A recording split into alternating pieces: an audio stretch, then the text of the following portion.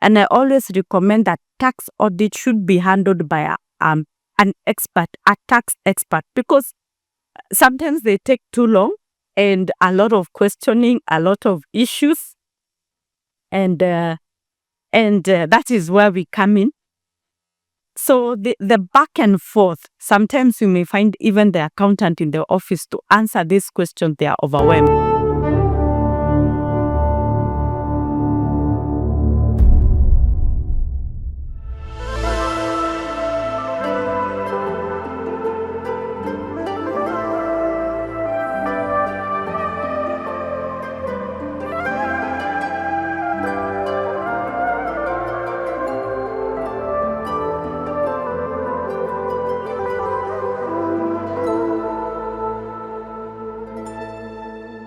Hello, karibuni sana.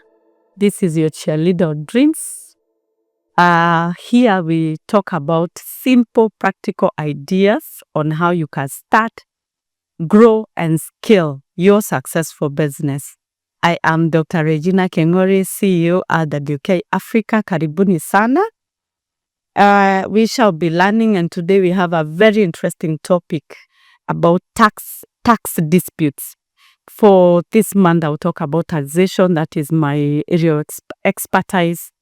And then as we roll out to other months, I'll talk about many other practical ways.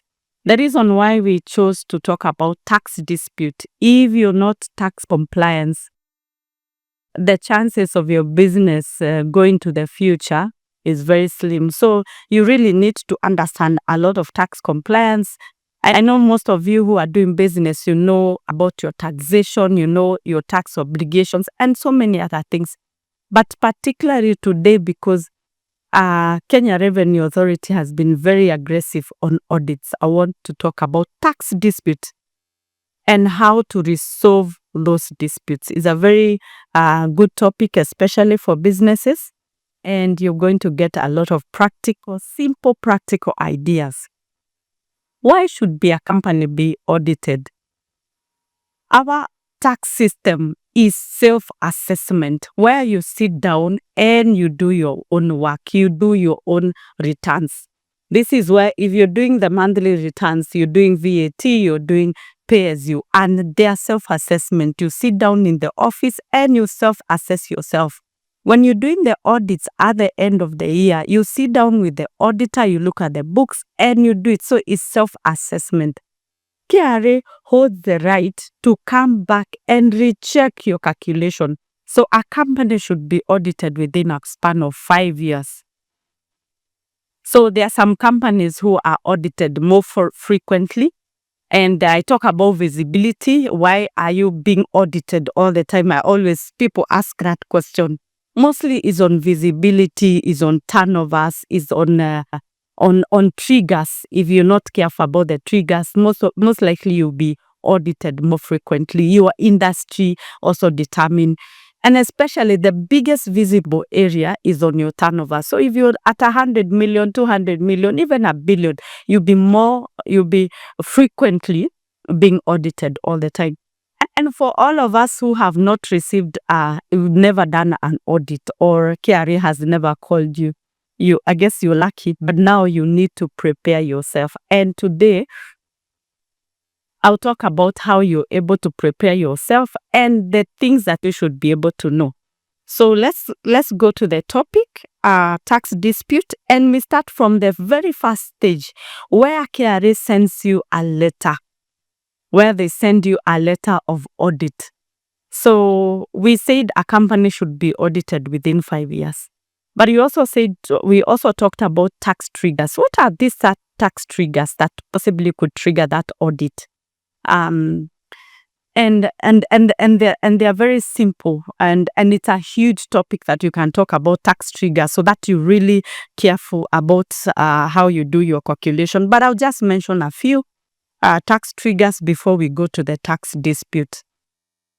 So number one, we are having something like VAT non-filing, nil filing. Those acts as one of the biggest triggers. And another big trigger is when your calculation. Remember, the returns that we do on a monthly basis should come all the way to what we file at the end of the year. So when you do your VAT and you do your pay, they should reflect in your audited report. So some of us, we do our VAT. Remember, our VAT on a monthly basis, these are our sales and our purchases. At the end of the 12 months, that comes to our turnovers. So when the auditor comes and puts something different, that is one of the biggest triggers. So you should be able to have an auditor who understands tax, so that when they are doing that representation is correct representation. So when the monthly returns don't reflect what was filed at the end of the year, that is one of the biggest triggers. So the other triggers, like how you do the errors that we create. Some of us, we do error, we do amendments. Those many things on your ledger, you have not paid your VAT very well, or you've not paid on time, you have arrears, you have a lot of amendment. Those are things in your system. They also trigger a lot of audit. There are so many things. Some of us are paid through IFMIS. You're paid through IFMIS, yes, yet you don't do your return. Some of you do export, you do imports. The records at that point, you also don't do your audit reports and reflect that data at the point of entry or at the point of exit. So there are so many triggers that you can safeguard your company so that you're not likely to be audited. But I mentioned that a company should be audited within 5 years. So what happened? What is the process of audit? The first thing they do, they send you a letter, they send you an email, they call you.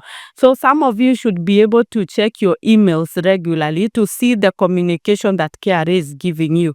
So the moment they send you that letter, they're asking you for more information. And by the time they are coming to ask for that information, they have counter-checked information. KRA already has a lot of data and a lot of information about your company. Which are these?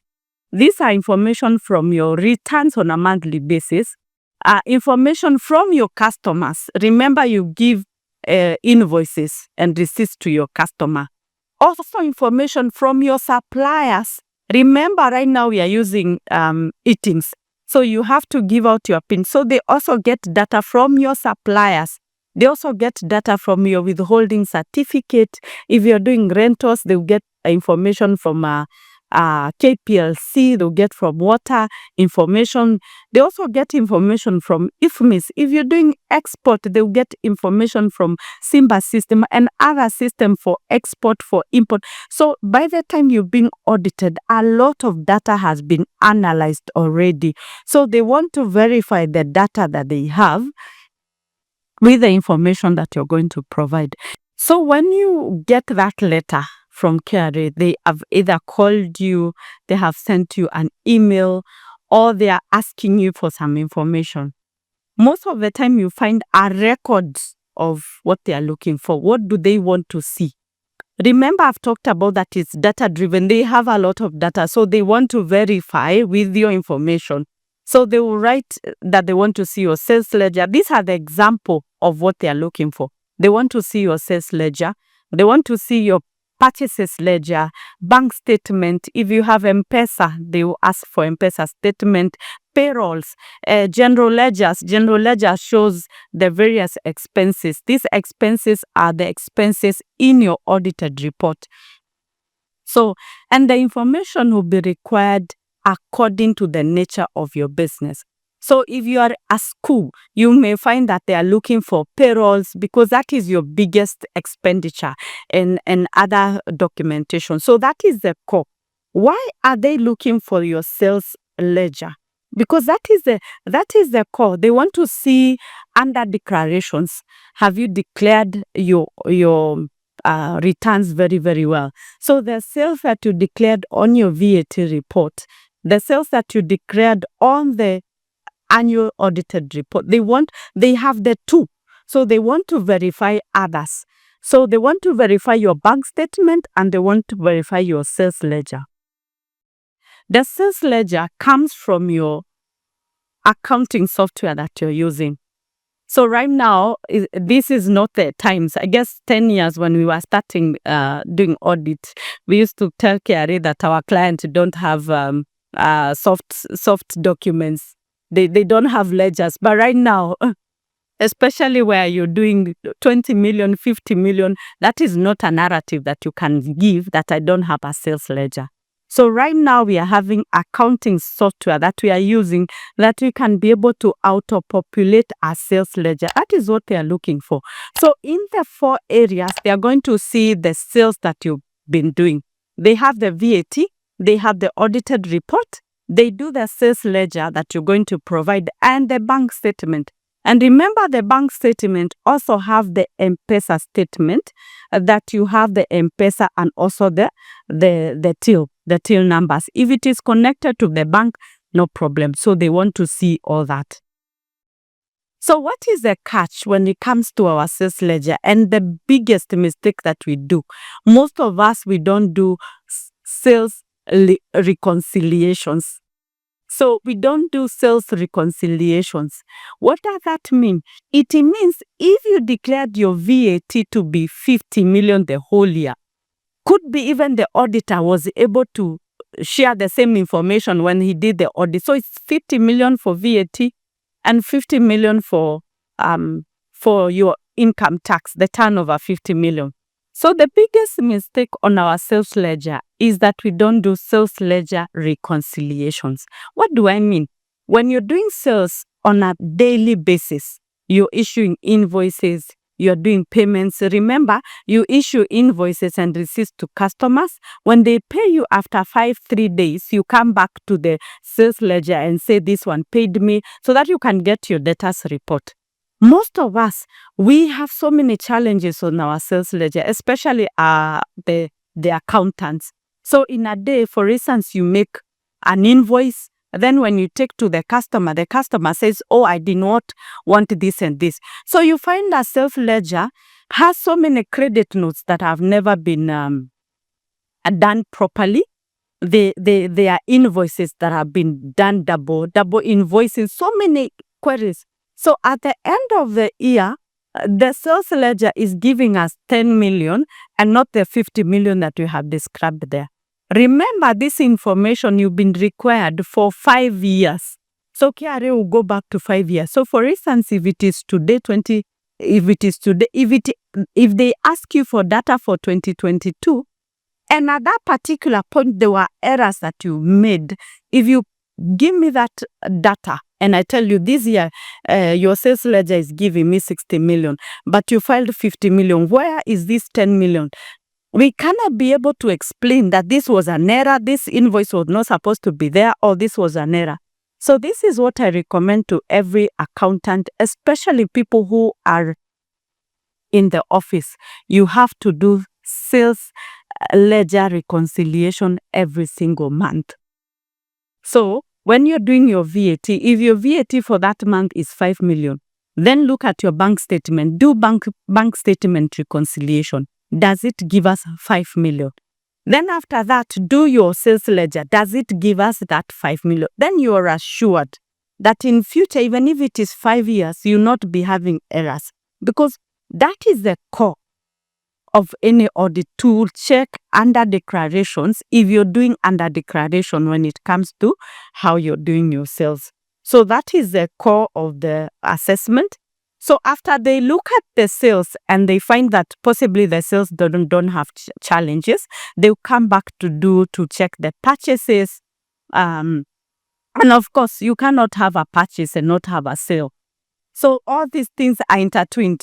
So you cannot have imports. You're just importing, but you're not selling. Something has to have a flow. So some of us, we have a lot of credits. We do imports. When the items come, we give to sister companies. Yet your purchase is too high. You have to do those explanations. When it comes to our purchases also, because they are interested, they want to see what are the purchases that have an issue. For instance, what is those purchases that have a lot of amounts that should be explained? So the the expenses will be checked on the general ledger. They will ask for journal entries, the general ledger, and they can do journal entries and try to trace that particular point. And they can also do a sample. A sample is where they can raise a sample for your expenses and tell you, we either want to see, if you're a big company, they don't want to see your whole entire documentation, because at the end of the day, they still want to see the source document. These are receipts, invoices. They also want to see those purchases, ledger, general, those documentations. So they cannot pick the entire documents that you're having. And remember, these are 2-3 years, so it could be bulky. So they can request for a sample. This sample will come from your expenses, come from your purchases, and of course, come from your sales. So it is a process that audit is quite a process. Some of us don't even keep payrolls. So that time when KRA asks you for payroll, that is the time you're asking, Regina, how do you prepare a payroll? Some of us pay people via M-Pesa, and others we pay cash. Another bone of contention with KRA is how we do our casuals. Most of us, we don't even have casual documentation, and we pay them a lot of money on a weekly basis. And that is a question that you have to answer. Are they casuals? Are they employees? And where the documentation? Where is the casual wages sheet, the name, their ID number, their telephone number, the amount that you pay them, the signature. So some of you, and it is good, we run businesses and we think about taxes when we get that call. So it is very important to put these things in order. So these are some of the issues that we'll be talking about. And of course, if you have bank statements, you'll be discussing. Some of us in our bank statement, we have a lot of director withdrawals, director deposits. So at the end of the day, the KRA is like, who is this written here, Regina, so many times? So for you, I always recommend separate your business from you as a director. So most of us are operating our businesses in our mobile phone. So we do a lot of mobile banking, we pay things, so you have to get a formula out on how you as a director, you're not seen on those bank statements. What is the risk? If you do withdrawals, those withdrawals can be termed as money you paid yourself. So they'll be charged pay as you earn. When you do deposit, KRA will ask, where are you getting this money from?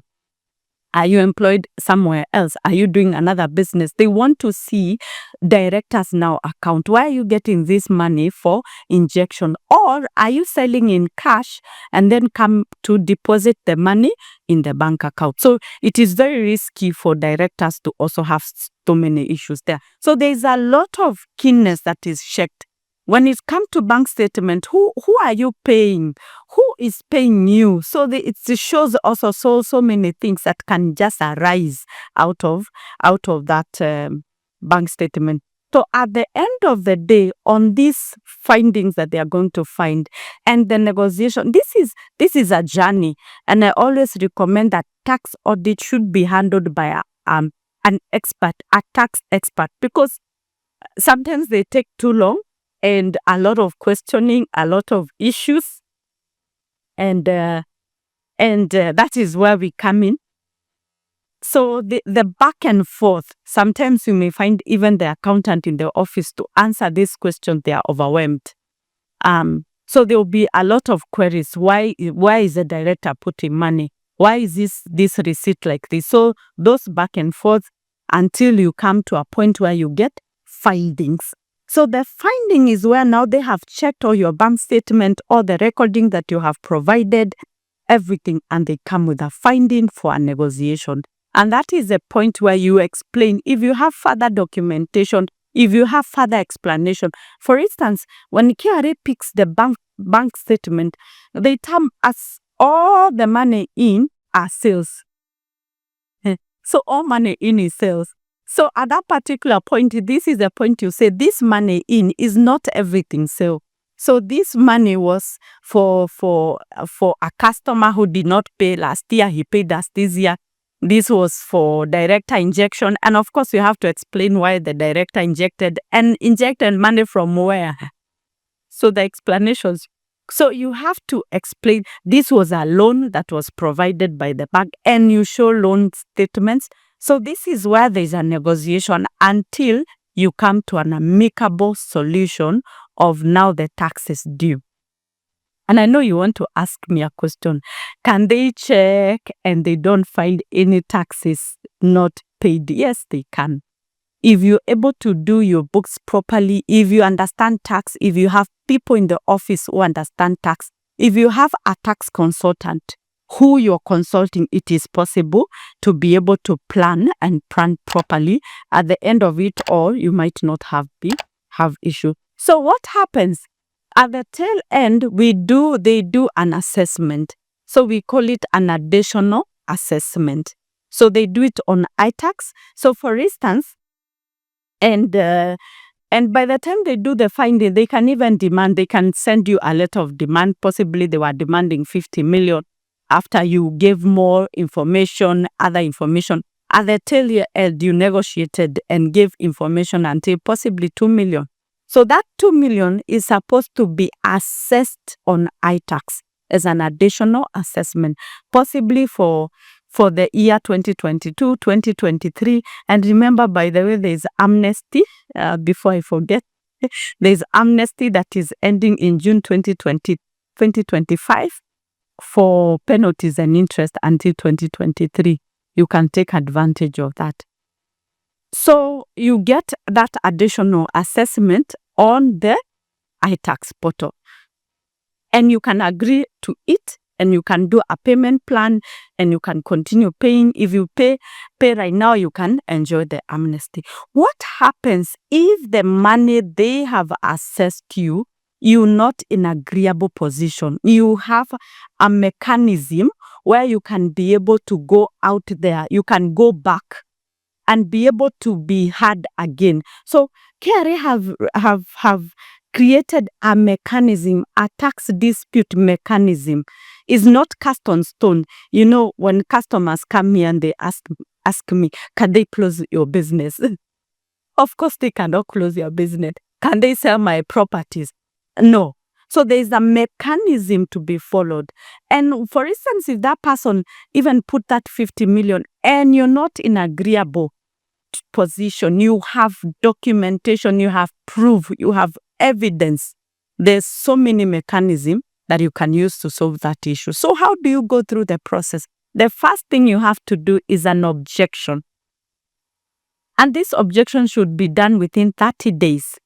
So you have to do the objection. And of course, when you're doing the objection, and I prefer to be done by a tax expert, when you do that objection, you have to we do it over the iTax portal, and you have to upload documentation. And remember, these are documentation that are more than what you had provided at the audit level. So if you have more evidence, remember, tax is evidence-based. If you don't have document, for us, you know, when clients come and KRA gives a list of this documentation that I talked about, the sales ledger, general ledgers, bank statement, payroll, and the customer looks at me and they tell me, I don't have any of that documents.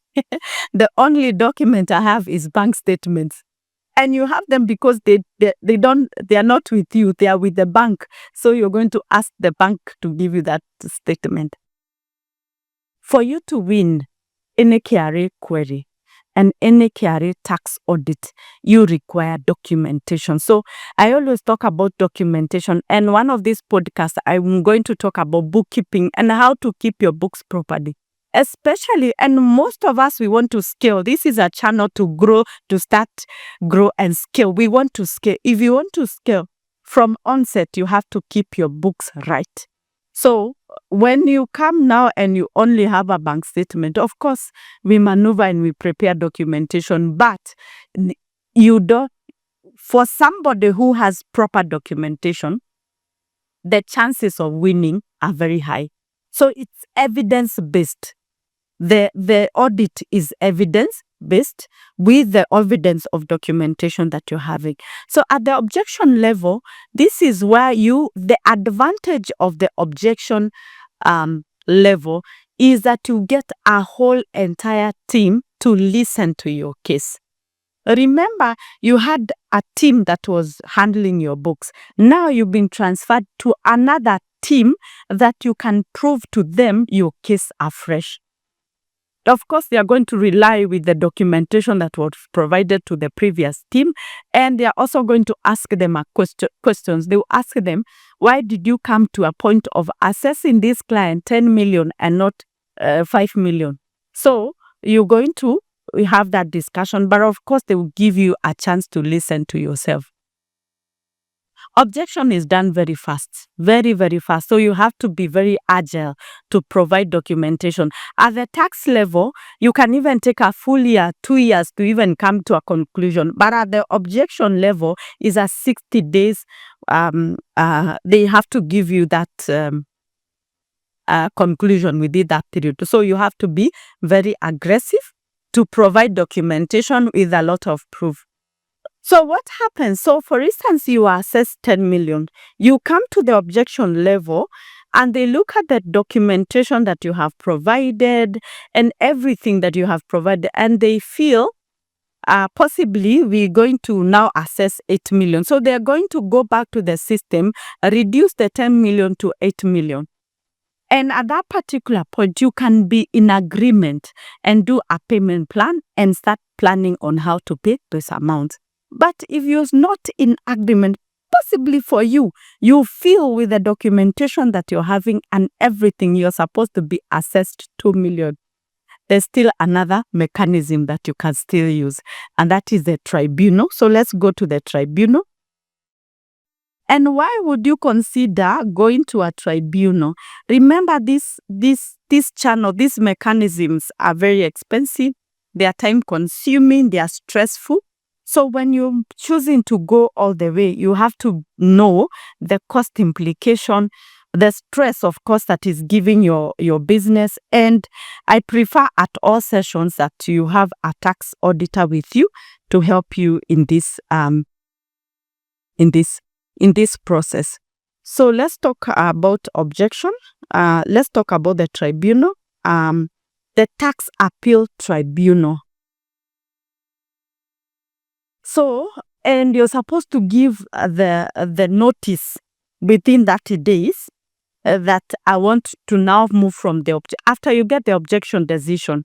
And there's a lot of documentation that happens there because this is now a different level.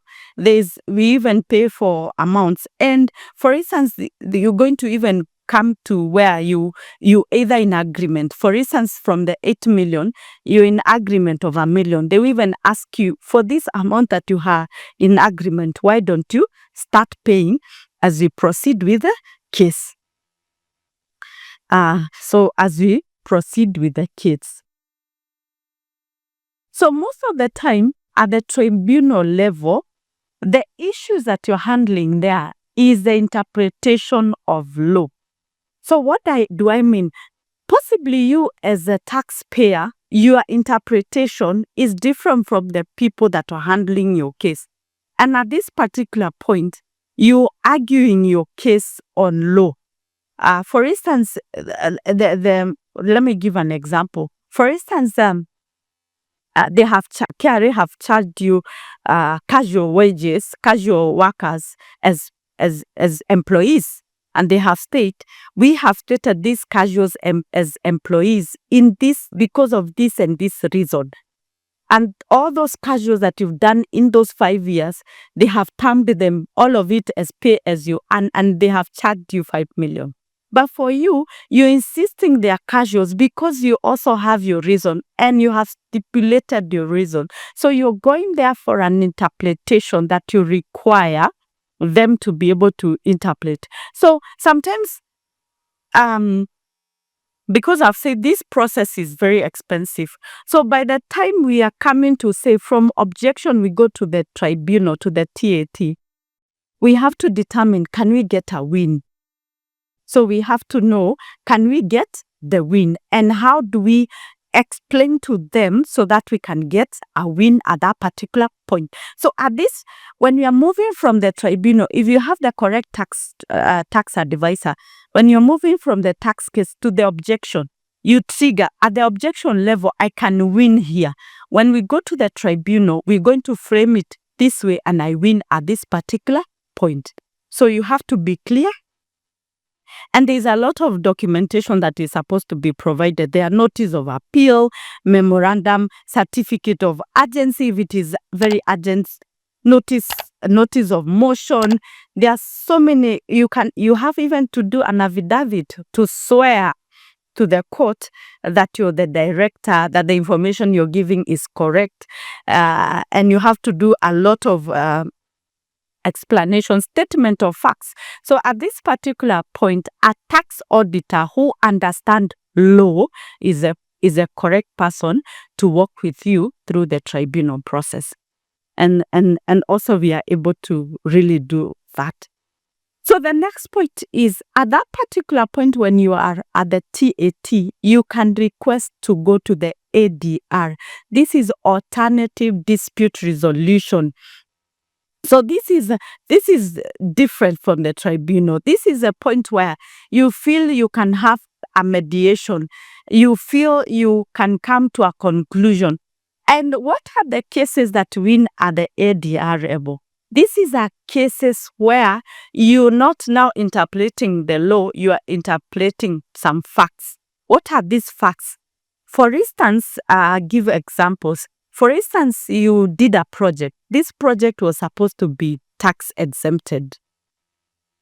And it was, for it to be tax exempted, you are required to have a tax certificate, of which you did not have the tax certificate, but you had done an application for it. So when KRA is auditing you, they are telling you, give us the tax exemption certificate. For you, you don't have it. But for instance, when you're doing the application, when you're doing your documentation, you are supposed to, you did an application for it, but you did not get it by the time you're finalizing on the project. So for them, when they are auditing, they say, even if it is a World Bank funded project that should be tax exempted, because you don't have an exemption certificate, we are going to charge VAT. So that is the correct position. But for you, the project, it was supposed to be exempted. You did an application for it, but you did not receive the certificate of time. At the ADR level, you can place your facts and be heard. So you can place those facts and be heard, and you can actually win the case. For instance, another case is, you did not have correct documentation or all documentation, because your documentation was destroyed, possibly by fire, for instance. And at the audit level, you are supposed to provide documentation. So when you say that fact, even if you provided police abstract and other details that my document were destroyed, they refused. They used the law. Provide documentation on here. Provide the documentation. But at the ADR level, you can give that story. What happened? This is a document. This is the evidence. This is police abstract. We even went to DCI. This happened. And they can listen to you, and you can actually win. So what I mean about this mechanism, all this mechanism, at one particular point, you have to know, how can I win here? And this mechanism is especially important to organizations that get tax demands, very, very high tax demands. So this becomes very good channels to be able to be heard. But for a simple, for an organization or a business that is not very high, getting that discussion at the tax audit and finalizing it at that particular point is the most cost-effective way. So for big organization that have budgets and have the time to go through the mechanism, you can go through all this mechanism, and you can even find that even after the ADR, you can even push that case to the High Court, to the Court of Appeal, and you can continue the process and you can actually win. So that is what I wanted to share on the mechanism. When you understand, you're able to make the right decisions. So what is the takeaways for today? The takeaway for today is keep your books properly. That is the only way that you can win a tax audit. Have the right consultant with you, walking with you through the path of tax audit, who can answer the questions, who can understand what is required and be able to provide. Understand the process that I've explained today. And we have a lot of webinars that we discuss this in length. Understand the process, because the moment you understand the process, you can know we can win at this particular point, or here, or here, or the other portion. And the final portion is strive to be compliant. The moment you strive to be compliant, then you're ready. You can even scale your business because you're not afraid.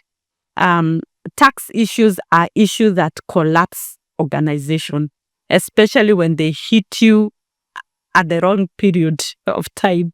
So the moment you can discuss about tax compliance as a team, call your staff, call your management, and tell them in the year 2025, how can we become tax compliant? Remember, with this government, with the e-teams and so many tax changes, the move is to make our businesses tax compliant. So how are you tax compliant? Have that discussion. You can do tax planning. Just come, I'll train you about tax planning. You can plan, you can push your business, and you can become tax compliant. So thank you so much for listening. I hope you've learned something. So till the next video, asanteni sana. God bless you.